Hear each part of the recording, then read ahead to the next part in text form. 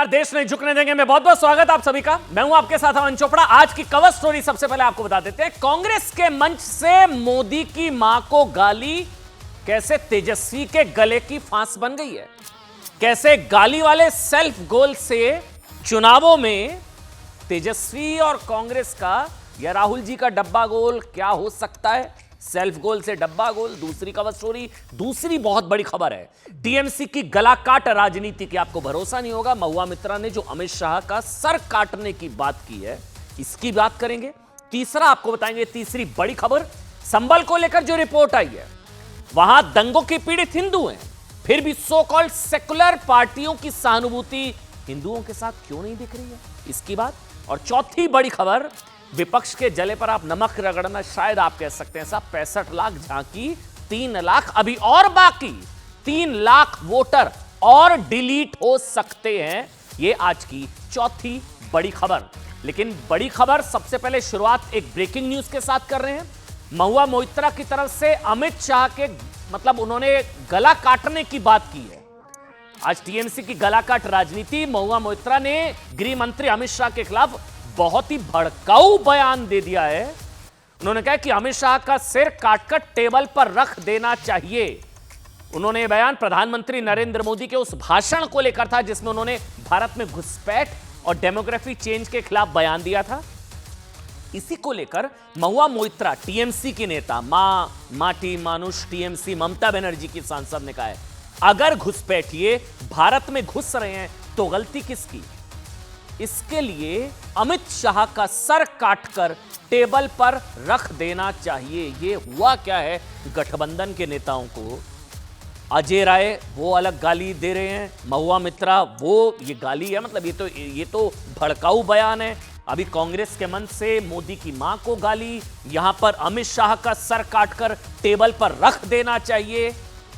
इसी को लेकर बीजेपी ने कहा कि ममता बनर्जी खुद घुसपैठियों की ढाल हैं। वो कह चुकी हैं कि हिम्मत है तो कोई बांग्लादेशियों को हाथ लगाकर दिखाए। लोग ये भी सवाल पूछ रहे हैं कि बसाने वाले का अगर सर काट देना चाहिए, आपकी नजर में अगर अमित शाह ने बसाया तो बचाने वालों के साथ क्या करना चाहिए।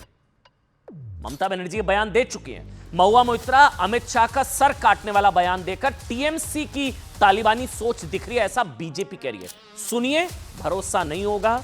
अमित शाह का सर काटने की बात एक लॉ मेकर, सांसद, माननीय सांसद कर रही हैं। सुनिए।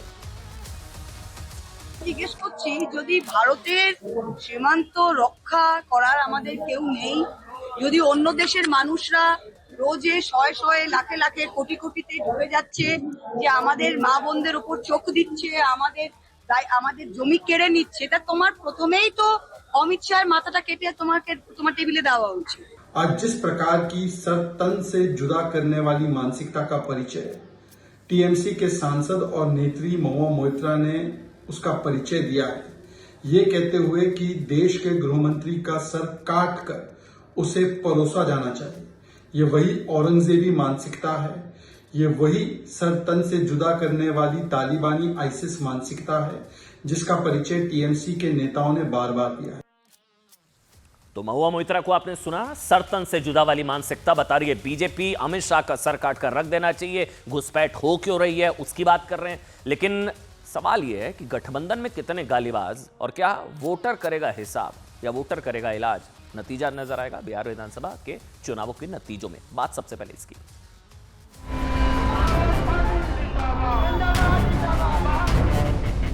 नरेंद्र मोदी वोट चोरी करता है, नरेंद्र मोदी वोट चोरी करता है। जितनी ज्यादा गालियां मोदी जी को आप दोगे, कमल का फूल इतना ही बड़ा होकर खिलकर आसमान तक पहुंचे। यह अभद्रता की सारी सीमा लांघ चुके हैं। यह मर्यादा का पतन की पराकाष्ठा है। ये लोग आयस लोग हैं, नहीं तो क्या संस्कार लेके ये लोग आए हैं। इसके लिए कांग्रेस के नेताओं को, आरजेडी के नेताओं को देशवासियों से माफी मांगनी चाहिए। जिस देश का प्रधानमंत्री अपनी भाषा पर उसका नियंत्रण नहीं है, वो दूसरों से माफी मांगने की अपेक्षा कैसे करता है।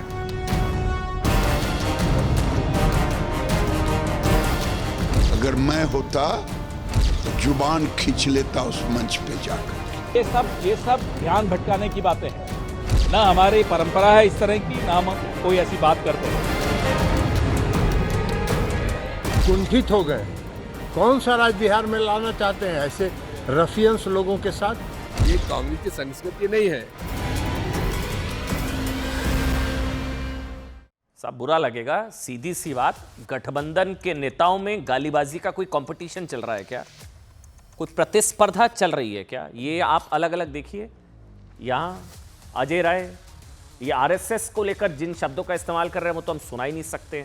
जो मोहन भागवत की तरफ से 3 बच्चे पैदा करने की बात उन्होंने की थी कि जनसंख्या नियंत्रित भी हो, पर्याप्त भी हो, उस पर उन्होंने हमको देखिए बीप करना पड़ा। आप हैशटैग ऐसे ऐसे करके देख रहे हो कि हम सुना नहीं सकते हैं। अजय राय यहाँ एक गाली, फिर इससे पहले ये कांग्रेस के नेता, कांग्रेस के मंच से 2 गाली दी गई थी। रिजवी साहब, वो मोदी की, प्रधानमंत्री नरेंद्र मोदी की मां को जो गाली दी गई थी वो नीचे की तरफ आप देखिएगा, वो नौशाद है, हालांकि उनके मंच से दी गई थी, उन्होंने माफी मांगी है। ये है वो रिजवी जिसने गाली दी, कांग्रेस के मंच से मोदी की मां को गाली।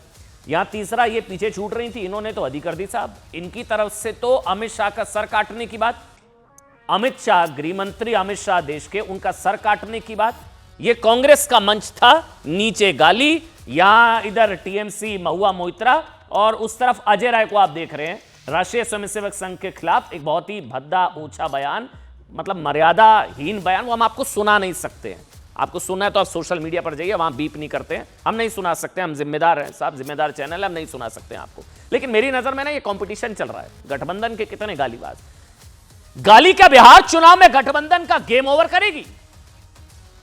गाली से गेम ओवर?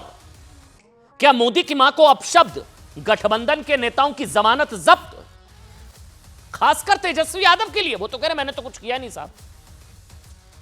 तेजस्वी यादव कह रहे हैं कि मैंने कुछ नहीं किया, कांग्रेस के मन से गाली है, मैं क्यों भुगतूं? क्योंकि कांग्रेस के पास देखिए बिहार में उस तरह से खास कुछ खोने को है नहीं। गाली दी गई कांग्रेस के मंच से, नुकसान उठाना पड़ सकता है गठबंधन को, मतलब तेजस्वी यादव को भी।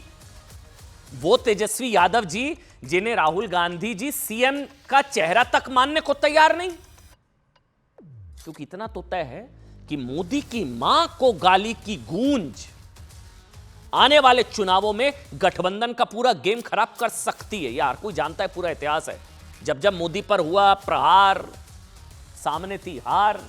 देखिए मोदी को तो गालियां दे देकर गठबंधन के नेताओं की गालियों की डिक्शनरी खत्म हो गई है, गालियों की डिक्शनरी खत्म हो गई है।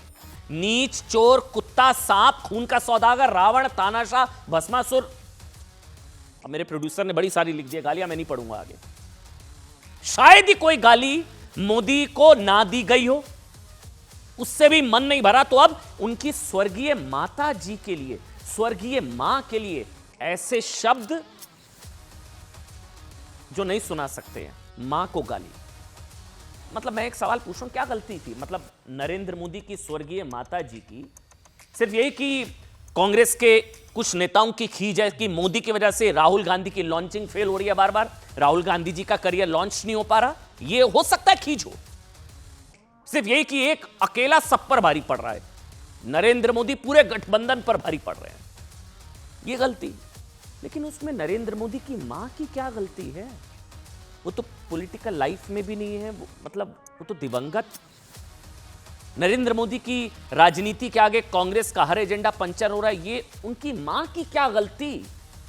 ये तो बिहार के लोगों को भी सोचना होगा कि क्या हो रहा है। मां पर प्रहार, जवाब देगा बिहार। इसलिए मोदी को नहीं हरा पाए तो मोदी की मां को गाली।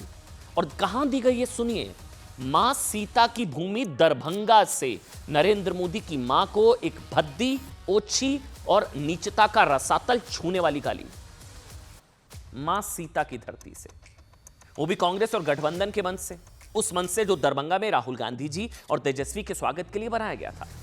अब ये मंच कांग्रेस के टिकट के दावेदार नौशाद, मोहम्मद नौशाद का था, ये टिकट के दावेदार हैं। अब पता नहीं इनका टिकट कंफर्म हो जाएगा क्या, क्योंकि इनके मंच से मोदी की मां को ऐसी भद्दी गाली दी गई है, तो क्या इनका टिकट कंफर्म माने हम?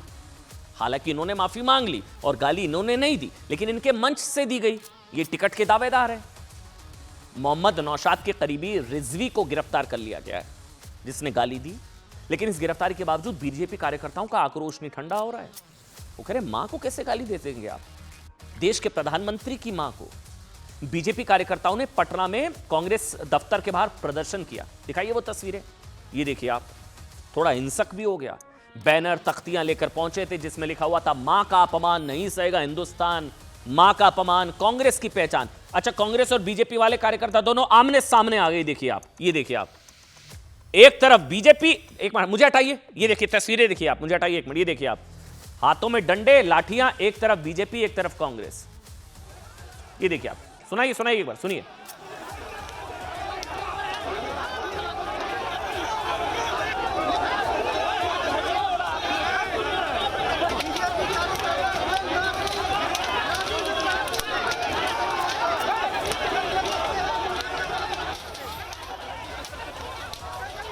अच्छा, बीजेपी कार्यकर्ताओं का कांग्रेस कार्यकर्ताओं से उनसे झड़प हुई। पत्थरबाजी के बाद लाठी चली, लाठी युद्ध। दोनों पक्षों ने एक दूसरे पर झंडे बैनर वाली लाठियों से हमला कर दिया। तस्वीरें हम आपको दिखाई रहे हैं। अब देखिए, कांग्रेस का मंच मोदी की मां को गाली, ये एक तरीके से इसको लेकर बवाल छिड़ गया है। कांग्रेस नेताओं का आरोप है कि बीजेपी कार्यकर्ता कांग्रेस के कार्यालय सदाकत आश्रम का गेट तोड़कर अंदर घुस गए, कांग्रेस कार्यकर्ताओं पर हमला बोल दिया। वहीं बीजेपी कार्यकर्ताओं का आरोप है कि वो कांग्रेस ऑफिस के बाहर शांतिपूर्ण प्रदर्शन और नारेबाजी कर रहे थे, तभी अंदर से उनके खिलाफ पत्थरबाजी शुरू हो गई। कांग्रेस और बीजेपी कार्यकर्ता आमने सामने। कई लोगों को चोटें आई हैं साहब, कई लोगों को चोटें आई हैं। ये देखिए आप, दे दनादन, देखिए आप, डंडे घुमाए जा रहे हैं। आज राहुल गांधी जी ने पोस्ट किया, फाइनली इस घटना को लेकर पोस्ट किया। क्या किया कि सत्य और अहिंसा के आगे असत्य और अहिंसा टिक नहीं सकते, मारो और तोड़ो, हम सत्य और संविधान की रक्षा करते रहेंगे। इन घटना को लेकर राहुल गांधी जी, प्रियंका जी, सोनिया जी में से, अच्छा ये वो पोस्ट आ गया, थोड़ा सा लेट हुआ, पढ़ लीजिए आप। सत्य और अहिंसा के आगे असत्य और हिंसा टिक ही नहीं सकती है, हम सत्य और संविधान की रक्षा करते रहेंगे। संविधान की रक्षा, सत्य की रक्षा। मोदी की मां को गाली दी गई है, इससे कैसे संविधान की रक्षा? मतलब गाली देकर संविधान बचाएंगे, बदजुबानी से जीतेंगे बिहार? ये सवाल तो है ना साहब। आप इसी में एक टिप्पणी लिख सकते थे कि मोदी की माता जी के लिए जो टिप्पणी की गई वो गलत, अशोभनीय है, चैप्टर क्लोज। आपने नहीं, मौका था। मैं कह रहा हूं, सोनिया गांधी, राहुल गांधी, प्रियंका वाड्रा, किसी ने प्रधानमंत्री नरेंद्र मोदी की मां को अपशब्द, गाली और घटिया बातें कहे जाने का विरोध नहीं किया। कांग्रेस के मंच से दी गई ये गाली। ये कह रहा हूं, बिहार चुनाव का ये ऐसा पड़ाव जहां से पूरा चुनाव पलट सकता है, ये बहुत बड़ा मुद्दा है। गांधी परिवार में से किसी ने नहीं कहा कि मोहब्बत की दुकान में गालीबाजों का कोई काम नहीं है। ऐसा नहीं है कि राहुल गांधी के कहने पर गाली दी होगी, ऐसा नहीं है, बिल्कुल नहीं है ऐसा। लेकिन कम से कम राहुल गांधी इसकी भर्त्सना तो कर सकते हैं, ये तो हो सकता है। आप सोच कर देखिए, जैसे सुबह करीब 11 बजे पटना में बीजेपी कांग्रेस कार्यकर्ताओं में लाठी युद्ध की खबर आई सुबह। अच्छा, 2 तस्वीरें आ गई हैं और खबर समझ लीजिए आप। राहुल गांधी ने 2 घंटे के अंदर सत्य अहिंसा वाला ज्ञान दे दिया। ठीक, वहीं कल कांग्रेस के मंच से मोदी की मां को गाली देकर जो घटना थी वो दोपहर करीब 12 बजे दी गई थी।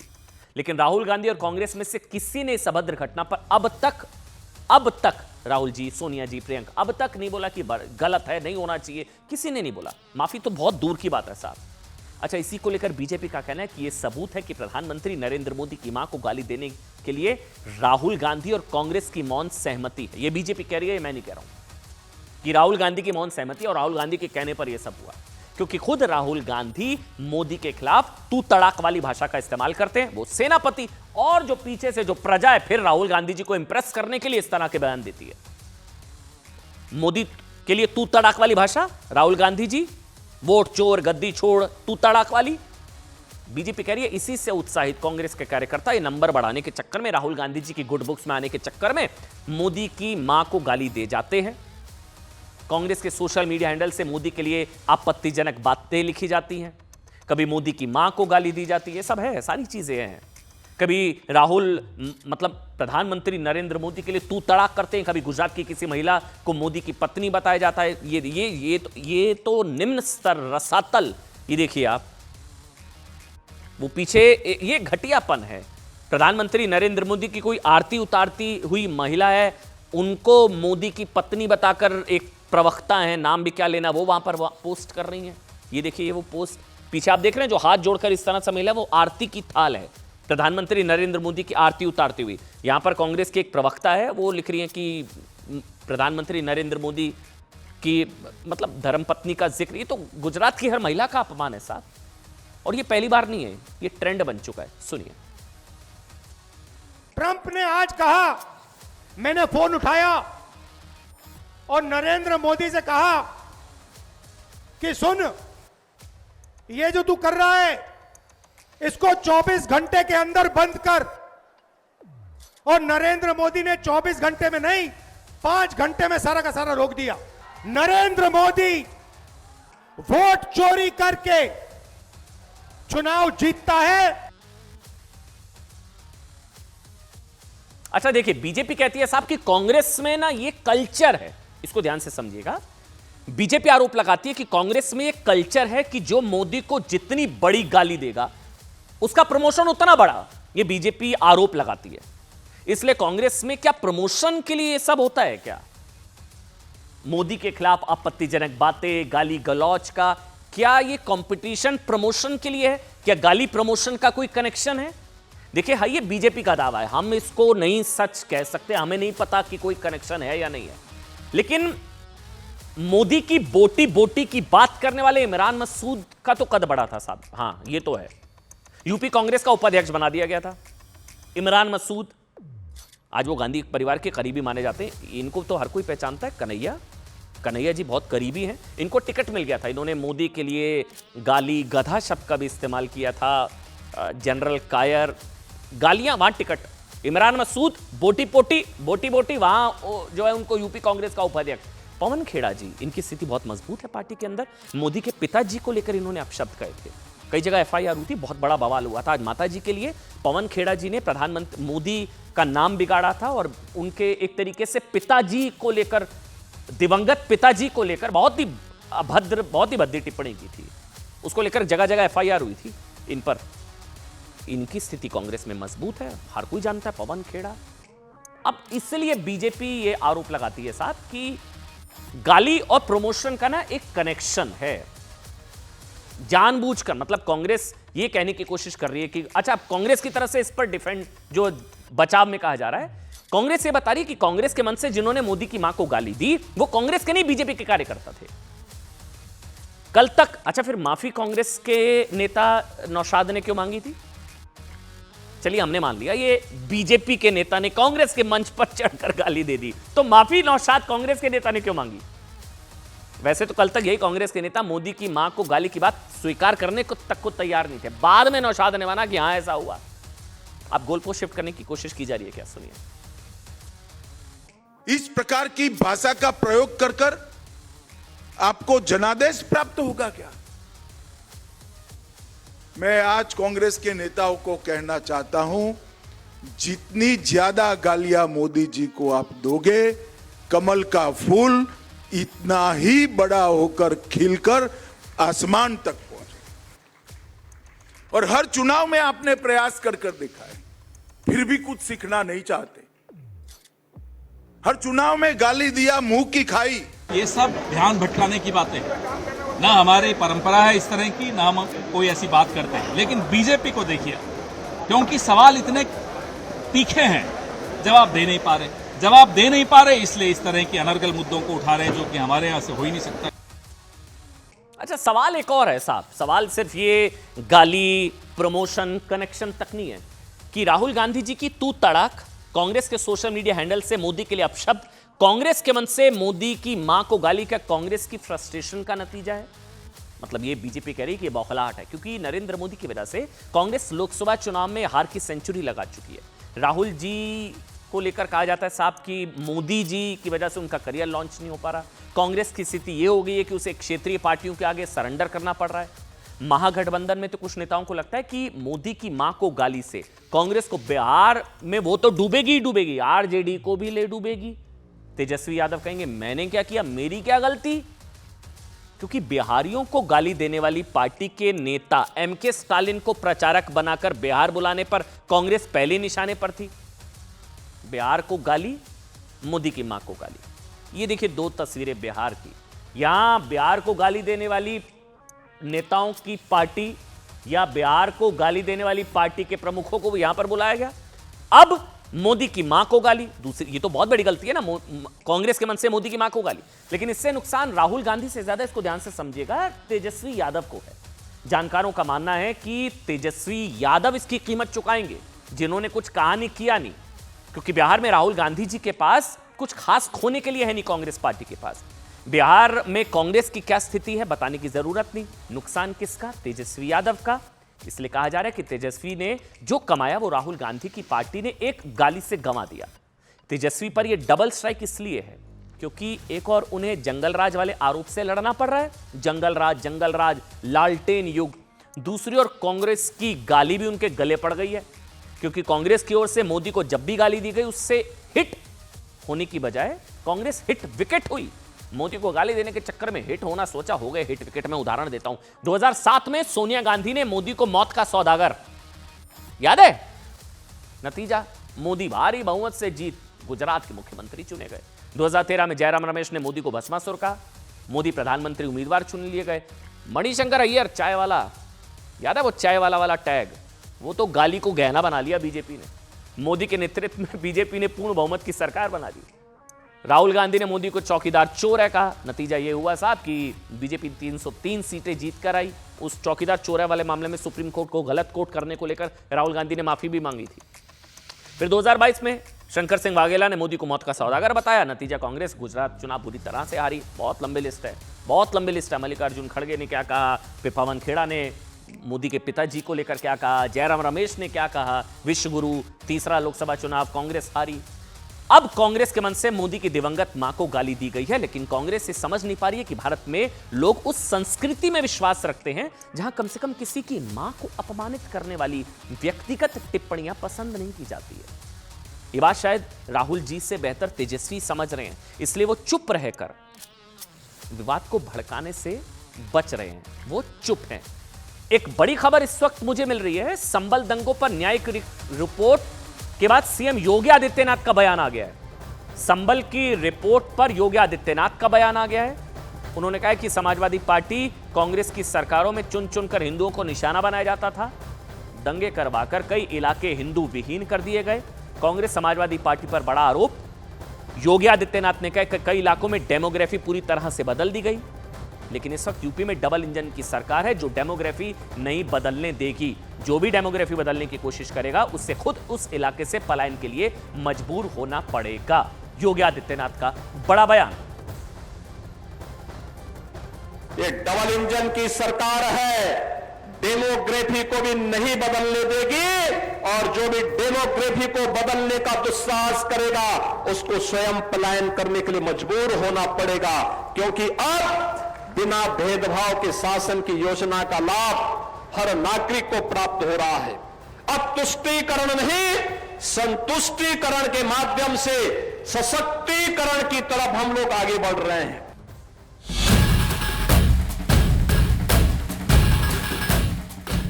कैसे समाजवादी पार्टी और कांग्रेस के समय में चुन चुन करके हिंदुओं को निशाना बनाया जाता था। हमको कोर्ट से उम्मीद है, हमको इंसाफ की उम्मीद बीजेपी और योगी या नरेंद्र मोदी से नहीं हो सकती। इस सर्वे रिपोर्ट को खारिज करते हैं इसलिए कि ये मस्जिद है और कयामत तक मस्जिद रहेगी। वो एक बहुत ही पूज्य स्थल रहा है और एक जबरन ढंग से, गलत ढंग से इस पूरे परिसर को, हरिहर मंदिर को हमारे एक मस्जिद का शेप देने की कोशिश की गई है। ये रिपोर्ट जमीनी नहीं है, तथ्यों के विपरीत है। मैं समझता हूँ कि रिपोर्ट का परीक्षण होने के बाद सरकार कठोर कदम जरूर उठाएगी।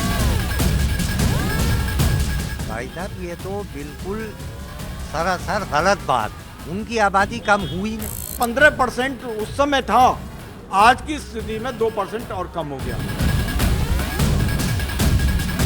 ये डबल इंजन की सरकार है, डेमोग्राफी को भी नहीं बदलने देगी, और जो भी डेमोग्राफी को बदलने का दुस्साहस करेगा उसको स्वयं पलायन करने के लिए मजबूर होना पड़ेगा। अब उधर संबल की रिपोर्ट को लेकर बवाल छिड़ गया है, टेंशन बढ़ गई है कांग्रेस पार्टी की, समाजवादी पार्टी की। हजम नहीं हो रही है रिपोर्ट। क्या रिपोर्ट सौंप दी? ये तो बम है, बम। ये बम है। क्या क्या है बताएं। देखिए, कल ही संभल दंगों पर न्यायिक रिपोर्ट की जांच में बताया गया कि यहां सिर्फ दंगों की आड़ में हिंदुओं का सफाया नहीं हुआ। रिपोर्ट में है ये गजवाए हिंद की साजिश का एपिसेंटर था। एपिसेंटर है संभल। ये रिपोर्ट में है साहब, अलकायदा, हरकतुल मुजाहिदीन, तहरीके तालिबान जैसे और आईएसआईएस जैसे खतरनाक आतंक, ये सब रिपोर्ट के अंदर है, जैसे खतरनाक आतंकी संगठनों और पाकिस्तान की खुफिया एजेंसी आईएसआई से कनेक्शन का भी एपिसेंटर ग्राउंड क्या, संभल। ये नहीं सिर्फ हिंदुओं को भगाने का प्लान था, दंगे करा दिए डेमोग्राफी बदलने के लिए, बहुत बड़ा प्लान था। ये रिपोर्ट नहीं है, मैं कह रहा हूं 2027 के विधानसभा चुनावों में सबसे बड़ा मुद्दा हो सकता है संभल। संभल को बचाना है या यूपी को भी बचाना है। संभल झांकी कहीं हो पूरे यूपी में ये सारी तस्वीरें, इसलिए 2027 चुनाव में बड़ा मुद्दा बनाएगी बीजेपी। साजिश के तहत डेमोग्राफी बदलने की कोशिश की गई। मतलब आप समझिए, यानी कि जिस इलाके में सबसे ज्यादा पीड़ित हिंदू हैं, जहां दंगों में सबसे ज्यादा हिंदू मारे गए, वहां दंगों की रिपोर्ट पर विपक्षी पार्टियों की ओर से ऐसे ऐसे बयान आ रहे हैं, ऐसे ऐसे, जिसे सुनकर आप समझ सकते हैं साहब कि इन पार्टियों की सहानुभूति हिंदुओं के साथ नहीं है, या उन लोगों के साथ है जिनकी वजह से हिंदुओं का पलायन हुआ।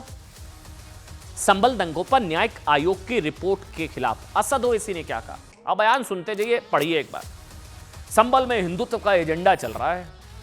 संभल बीजेपी आरएसएस के निशाने पर है। समाजवादी पार्टी ने तो इस रिपोर्ट को ही झूठा बता दिया। डिंपल यादव जी का बयान आया स्वयं, कहा कि बीजेपी मुद्दे से ध्यान भटकाने की कोशिश कर रही है।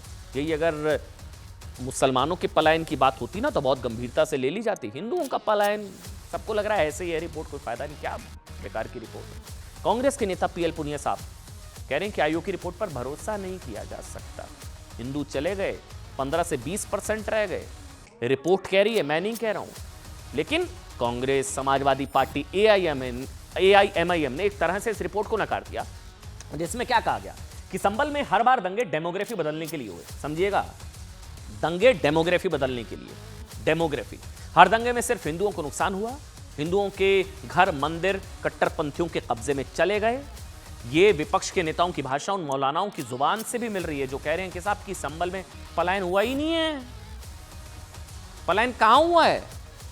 हिंदुओं ने तो ना तरक्की के लिए संभल छोड़ा। अपना घर बार छोड़ना पड़े, अपने घर, अपने सर की छत छोड़कर जाना पड़े ना, तब समझ आएगा इन मौलानाओं को। कह रहे तरक्की के लिए संभल छोड़ दिया जी। मौलाना शाहबुद्दीन रिजवी ने कहा है कि संभल दंगों की जांच रिपोर्ट मुसलमानों को बदनाम करने के लिए है। मुसलमानों का तो नाम ही नहीं लिया।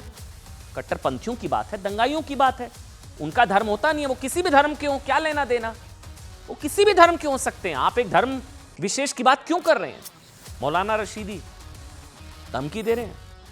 न्यायिक रिपोर्ट की रिपोर्ट पक्षपातपूर्ण है, इससे दंगे भड़क सकते हैं, दंगे भड़क सकते हैं। पहले दंगे हो तो उसमें प्रॉब्लम नहीं है, दंगों की रिपोर्ट हो तो फिर दंगे भड़क सकते हैं। सुनिए। संभल तो निशाने पर है बीजेपी आरएसएस के। यह है कि इंसाफ की लड़ाई लड़ी जा रही है और कोर्ट में लड़ी जा रही है। हमको कोर्ट से उम्मीद है, हमको इंसाफ की उम्मीद बीजेपी और योगी या नरेंद्र मोदी से नहीं हो सकती। इंटेलिजेंस इनपुट उसके अंदर है और ये लीक हुआ है, तो ये देश के माहौल को, पूरे देश के माहौल को और संभल के सांप्रदायिक माहौल को खराब करने की एक बहुत खतरनाक साजिश है। आप समझ लीजिए। मैं देश की सरकार से ये मांग करूंगा, प्रदेश की सरकार से मांग करूंगा कि इस लीक करने वाले व्यक्ति के खिलाफ कानूनी कार्रवाई होनी चाहिए। साहब, जिस तरह से रिपोर्ट को मुसलमानों के खिलाफ बताया जा रहा है ना, उस रिपोर्ट में ऐसी ऐसी बातें कही गई हैं, ऐसी ऐसी बातें कही गई हैं जिसे सुनकर आप हैरान हो जाएंगे। 450 पन्नों की रिपोर्ट है, 450। ये सब हिंदू बहुल देश में होता रहा है और किसी कथित सेकुलर पार्टी को इससे फर्क नहीं पड़ा है। कल हमने आपको 450 पन्नों की इस रिपोर्ट के उस हिस्से के बारे में बताया था जिसमें यह कहा गया है कि संभल दंगा प्री प्लान्ड था। ठीक, दंगे ने संभल की डेमोग्राफी पूरी तरह से बदल डाली।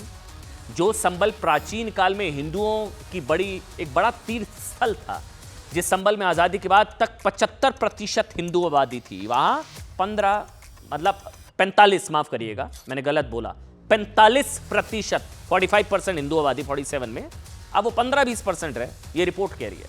आज इस रिपोर्ट में एक और बड़ा खुलासा हुआ। संभल को आतंकिस्तान बनाने की बड़ी साजिश रची गई थी, यह भी रिपोर्ट में है।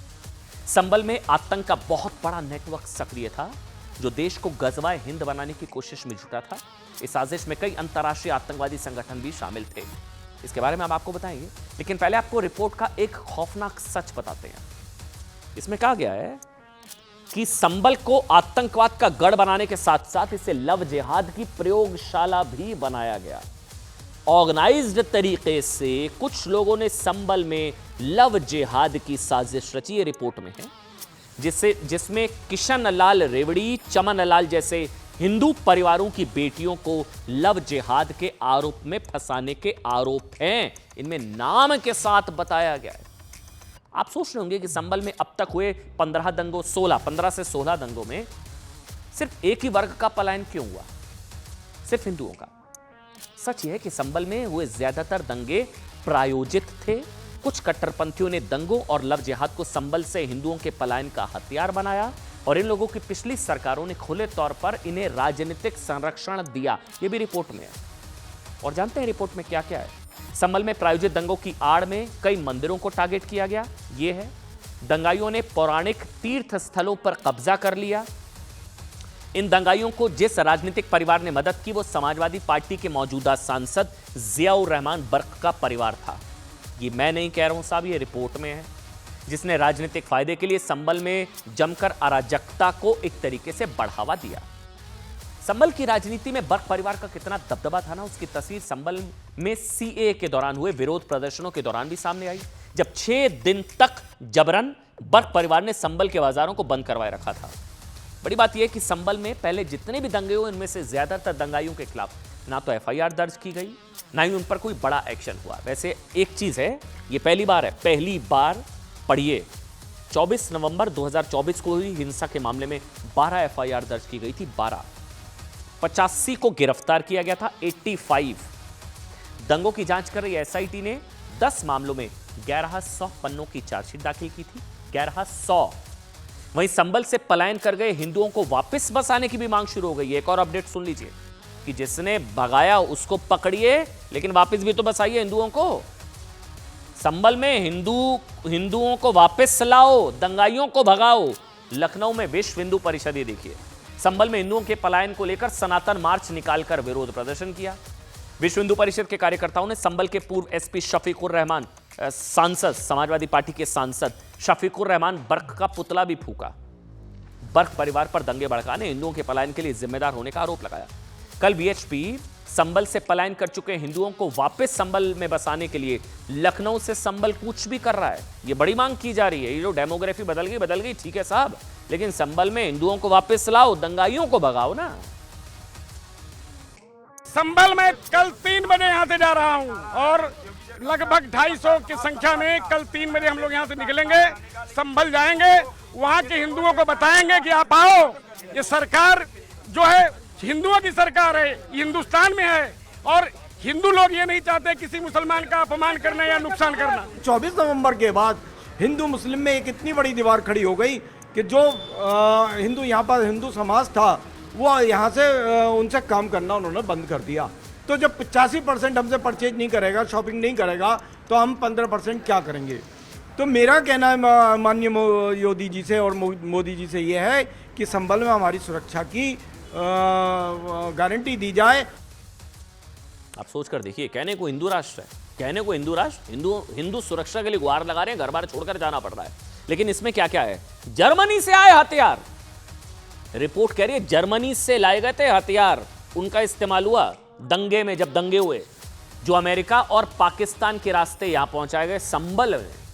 संभल में आतंकवादियों का जो नेटवर्क सक्रिय, उसमें अलकायदा, हरकत मुजाहिदीन, तहरीके तालिबान और आईएसआईएस जैसे आतंकी संगठन शामिल हैं। इनके लोग हैं संभल में। आप हैरान हो जाएंगे, सर पकड़ लेंगे। संभल अलकायदा, इंडिया, सब कॉन्टिनेंट का हब बन चुका है, ये रिपोर्ट में है, ठीक है। AQIS, अलकायदा सब कॉन्टिनेंट, अलकायदा इंडिया सब कॉन्टिनेंट का पहला चीफ मौलाना असीम उमर, ये संभल का रहने वाला था। हैरान मत होइए, ये सब रिपोर्ट के अंदर है। मौलाना असीम उमर जो कि अलकायदा इंडिया सब कॉन्टिनेंट का पहला चीफ, अलकायदा की इंडिया ब्रांच का पहला हेड संभल का रहने वाला था, जो अमेरिका के टॉप 10 आतंकवादियों की सूची में शामिल था। सितंबर 2019 में अफगानिस्तान में अमेरिकी ड्रोन हमले में मारा गया था, ये वो संभल का रहने वाला था। इसके अलावा संभल का रहने वाला अलकायदा का एक और आतंकवादी, ये भी संभल। योगी आदित्यनाथ ऐसे नहीं सख्ती दिखा रहे संभल को लेकर। मोहम्मद उस्मान फिलहाल पाकिस्तान की जेल में है। हिजबुल मुजाहिदीन का आतंकवादी ये है अहमद रजा उर्फ शाहरुख, ये अलकायदा इंडिया का चीफ। मोहम्मद आसिफ अलकायदा का रिक्रूटमेंट संभालने वाला, जफर मसूद, ये सब संभल के रहने वाले हैं, जो इन आतंकी संगठनों के लिए संभल में कैंपस रिक्रूटमेंट करते थे। आतंकियों की रिक्रूटमेंट संभल में। रिपोर्ट में यह भी दावा किया गया कि संभल से दक्षिण एशिया में आतंकी नेटवर्क का विस्तार हो रहा था, जिसका आईएसआई से भी कनेक्शन सामने आया है। रिपोर्ट में ध्यान देने वाली बात यह है कि रिपोर्ट अभी सीएम योगी आदित्यनाथ को सौंप दी गई है, सार्वजनिक नहीं किया गया है, लेकिन सोर्सेस के जरिए ये सारी जानकारियां सामने आ रही है। सम्यक रूप से उसका सर्वेक्षण करके रिपोर्ट तैयार की जाए। ये रिपोर्ट पूरी तरह से सरकार की विचारधाराओं और जिस तरह का सरकार संदेश देना चाहती है देश में, उस तरह की रिपोर्ट तैयार कराई गई है। रिपोर्ट जमीनी नहीं है, गलत है। संभल में कई बार दंगे हुए और उसके कारण बड़ी तेजी से पलायन हुआ है। हिंदू मुसलमान सब प्रेम से रहें, अच्छे रहें, ये सरकार की प्राथमिकता है। लेकिन क्या कारण थे जिसके कारण लोगों को यहाँ से पलायन करना पड़ा? क्या कारण थे तमाम धार्मिक जो स्थल थे वो नष्ट किए गए? क्या कारण था लोगों की हत्याएं की गई, महिलाओं के साथ में अत्याचार हुआ?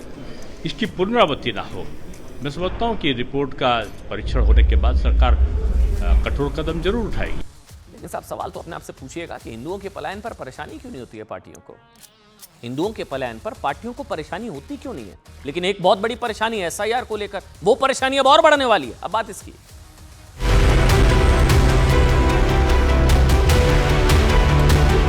आज भी इलेक्शन कमीशन मतदाता सूची का शुद्धिकरण कर रहा है, एसआईआर कर रहा है। कुछ पार्टियां इसके विरुद्ध घुसपैठिया बचाओ यात्रा लेकर निकली। चुनाव आयोग जुगाड़ आयोग बन गया है, बीजेपी की सरकार का जुगाड़ आयोग है। राहुल गांधी और तेजस्वी यादव चाहते हैं कि बांग्लादेशी आके भारत की अंदर वोट दे, भारत के गरीबों की अधिकार को छीन ले। उनकी अधिकार के बदौलत हम कैसे हमारे देश के नागरिकों को अधिकार को बंधक में रख देंगे? तो आप क्यों नहीं पकड़ते उसको, क्यों नहीं उसको पकड़ के वापिस करते? निर्वाचन आयोग अपनी सारी पद की गरिमा बोला। ये सारा बात गलत है और कहीं भी कुछ ऐसा नहीं है। अगर ऐसा होता तो मोदी की ही सरकार है केंद्र में, उन लोगों ने क्यों नहीं रोका? चुनाव आयोग सत्ता पार्टी को साथ दे रहा है। राजनीतिक और राजनीतिक रूप से इसको दूसरी दिशा में भटकाने का प्रयास किया जा रहा है। 3 लाख और डिलीट हो सकते हैं, 3 लाख और डिलीट हो सकते हैं। नोटिस चला गया है, 65 लाख झांकी, 3 लाख क्या अभी और बाकी, या नंबर अभी और बढ़ सकता है? देखिए, वोटर शुद्धिकरण को लेकर विपक्ष का शोर अभी थमा भी नहीं, अभी तो चल रहा है बवाल। चुनाव आयोग साहब अलग ही फॉर्म में है, अलग चरण पर पहुंच गया है, अगले चरण पर। कुछ लोग कह रहे हैं एसआईआर पार्ट 2 है, एसआईआर पार्ट 2। एक और शुद्धिकरण, अब हम 65 लाख नाम कटे थे पहले, अब 3 और कट सकते हैं। 3 लाख, 3 लाख। विपक्ष पहले से पूछा था कि आयोग बताए ना कि जिन लोगों के नाम वोटर लिस्ट से हटाए गए हैं उनमें घुसपैठिए कितने हैं। चुनाव आयोग ने जवाब देने के बजाय सीधे सीधे ऐसे सो कॉल्ड घुसपैठियों के खिलाफ एक्शन शुरू कर दिया है। चुनाव आयोग ने बिहार से ऐसे करीब 3 लाख वोटरों को नोटिस भेज दिया है जिनकी नागरिकता पर डाउट है। चुनाव आयोग इन 3 लाख लोगों के गणना फॉर्म के दस्तावेजों में भारी खामी उसको मिली है और इनकी नागरिकता को संदिग्ध मानते हुए नोटिस जारी कर दिया गया। आयोग की तरफ से भेजे गए नोटिस में इन 3 लाख लोगों को अपनी भारतीय नागरिकता साबित करने के लिए कहा गया है। 65 लाख वोटरों के नाम अलग अलग कैटेगरी में वोटर लिस्ट से हटाए गए थे, याद है? लेकिन उसमें ना घुसपैठिया और संदिग्ध नागरिकता की कोई कैटेगरी नहीं थी। उनमें 3 कैटेगरी थी। पहली क्या थी? जिनकी मृत्यु हो चुकी है, जो हटाए थे पहले 65, 22 लाख, 7 लाख, 35 लाख, 22 जिनकी मृत्यु हो गई। दूसरी, जिनका वोटर रजिस्ट्रेशन एक से ज्यादा जगह पर था, यह दूसरी कैटेगरी थी, 7 लाख। तीसरी, जो स्थायी रूप से कहीं और शिफ्ट हो गए हैं, वो ऐसे थे, 35 लाख ऐसे थे। अब एक और कैटेगरी शामिल हो गई है, संदिग्ध नागरिकता वाली कैटेगरी। पहले चरण में 3 लाख को नोटिस चला गया, घुसपैठिया कैटेगरी भी आप कह सकते हैं। इस नई कैटेगरी में 3 लाख को अभी नोटिस गया है। वैसे तो ये नोटिस पूरे बिहार के अलग अलग जिलों में भेजा गया। अब ये सबसे इंपॉर्टेंट जो अब बता रहा हूं, बिहार में सीमांचल की जो बेल्ट है, वहां सबसे ज्यादा लोगों को नोटिस मिला है, जिसमें क्या क्या है, किशनगंज, पूर्णिया, जहां जहां ज्यादा नोटिस गया है, और पश्चिम चंपारण, अररिया, सहरसा, मधुबनी, सुपौल शामिल है। ठीक, ये सभी जिले ये बॉर्डर से सटे बांग्लादेश और नेपाल की सीमा से लगे हुए हैं। यहां मुस्लिम मतदाताओं की संख्या ज्यादा है, 17% मुस्लिम वोटर वाले इलाके, ये वो इलाके हैं जहां मुस्लिम मतदाताओं की संख्या औसतन हर जिले में करीब 60% के आसपास है। अच्छा, सबसे चौंकाने वाली बात ये नहीं है, और सुनिए जो आपको और चौंकाएगी, बिहार में घुसपैठ के जरिए वोटर बनने वाले मामलों में अब तक क्या था, बांग्लादेशी बांग्लादेशी बांग्लादेशी। साहब अफगानिस्तान के भी नागरिक हैं। सूत्रों के मुताबिक 3 लाख लोगों को नोटिस भेजा गया, 3 लाख, उसमें से कुछ लोग ऐसे भी हैं जिन पर अफगानिस्तान का नागरिक होने का संदेह है। इसके अलावा लिस्ट में बड़ी संख्या में बांग्लादेश, नेपाल, म्यांमार, सिर्फ बांग्लादेश नहीं, अभी तो बांग्लादेश पर शोर मच रहा था, यहां तो नेपाल के भी, म्यांमार के भी, और उन पर संदेह है कि ये वहां के नागरिक है जिन्होंने फर्जी दस्तावेजों के जरिए भारत का पहचान पत्र भी बनवा लिया। सुनिए। नागरिकता का अधिकार अगर किसी को है तो गृह मंत्रालय को है। तो जब तक वो नोटिस ना हो, मेरे सामने किसको दी गई मैं नहीं जानता, लेकिन निर्वाचन आयोग अपनी सारी पद की गरिमा खो रहा है। लोगों का विश्वास और समर्थन जिस तरह से तेजस्वी जी और राहुल गांधी जी को मिल रहा है, उससे ध्यान भटकाने के लिए अब सूत्र के मुताबिक 3 लाख और लोगों को नोटिस दिए जाने की बात की जा रही है, जबकि चुनाव आयोग ने माननीय सर्वोच्च न्यायालय में जो हलफनामा दिया उसमें इस तरह के संदिग्ध की बात नहीं की गई थी। आखिर क्या कारण है? कहीं ना कहीं राजनीतिक रूप से इसको दूसरी दिशा में भटकाने का प्रयास किया जा रहा है। आज भी इलेक्शन कमीशन मतदाता सूची का शुद्धिकरण कर रहा है, एसआईआर कर रहा है। कुछ पार्टियां इसके विरुद्ध घुसपैठिया बचाओ यात्रा लेकर निकली। समाज जीवन में इतना हुआ है।